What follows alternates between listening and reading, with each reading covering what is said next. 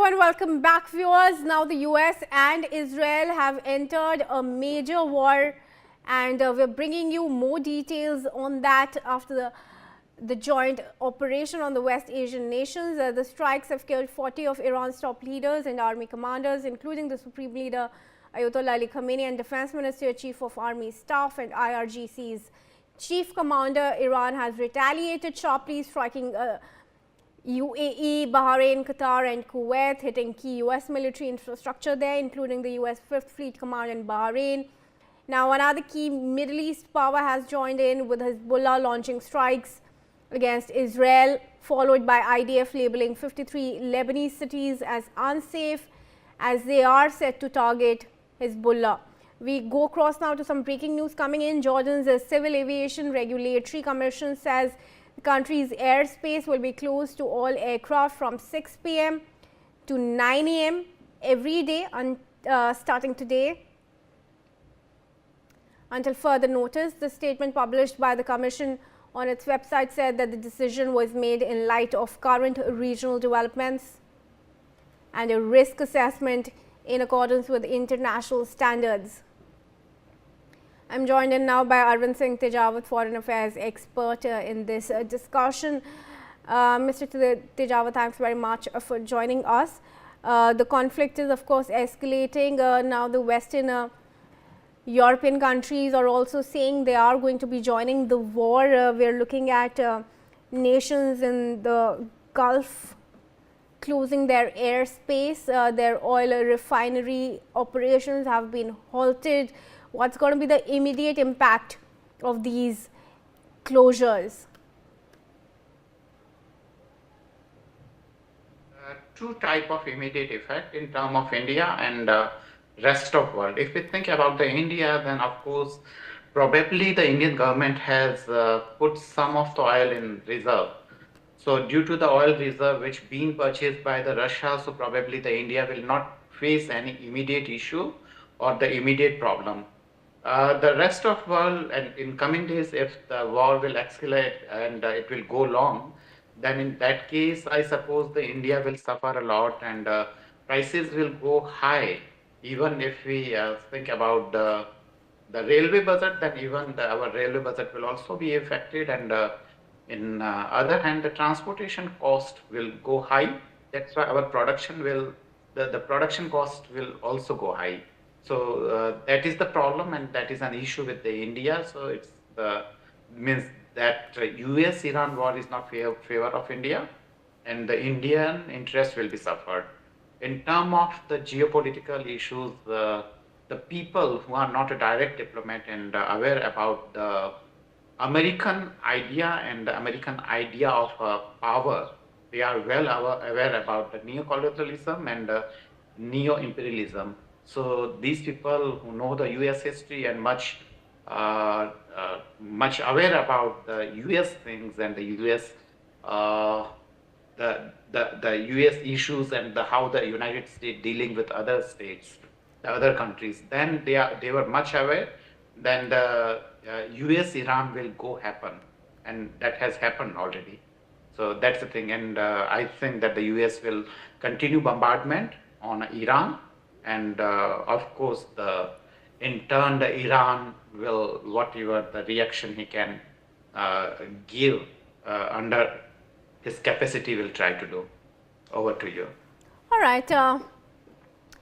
Mr. Tejawat, as far as the responses that are coming in from UK, Germany, France, joint statement was also issued today, and now separate statements have come in from Germany and France that they are ready to join in to protect their civilians. How much of an involvement do you foresee? Right. Means if at this stage, if the Western forces like Germany, France, and the UK will not be involved themselves in a war, then probably once the United States will occupy the complete scenario and the complete means the power there in the Iran, and once the United States will succeed in his own mission, in that case, the UK, France, and Germany will have no claim to go for or asking for the partnership in that looted resources. So that's why especially the Western European forces, they decided to be the part of American alliance, and that's why they said that okay, they are with the United States.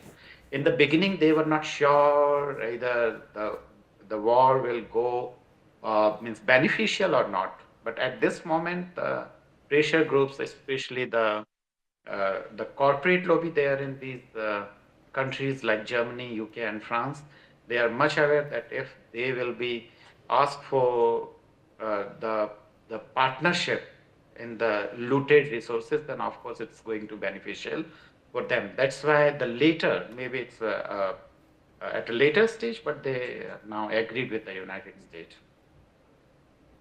All right, Mr. Tejawat, do continue to stay on with me. Viewers, more details now coming in. The United Kingdom Maritime Trade Operations, it's saying that a vessel has been struck in the port of Bahrain by 2 unknown projectiles. In a post on its website, the UK MTO said the impact of the projectiles caused a fire on board. All right, Mr. Tejawat,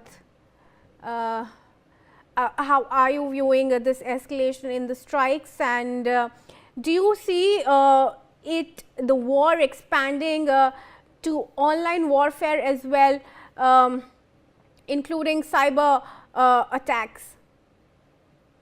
Absolutely right. The modern time or the present time war is not that traditional where only the bombardment happens. There's a defense systems. They do also work. There's a drone and fighter jets, and of course missile systems is there. And at the same time, they go for the cyber war, and even the propaganda war is also important. Like what the informations and the news we receive from the Euro-American sources is totally different. Like what the Iran is doing at this moment, like the Iran attacked several important points of Israel's and the war points, especially the war points of Israel, and means how the Israel is reacting is actually not coming through the Euro-American sources. So even the propaganda war is on high, and claim made by the United States and his alliance is totally different from the claim made by the Iranian side. But of course, in the beginning, the United States, of course, taken an advantage, but in turn, now I suppose that advantage shall not remain for long, and Iran will definitely trying to harm the US bases, and that has already been done. And I suppose that lots of the US military bases being attacked by the Iran.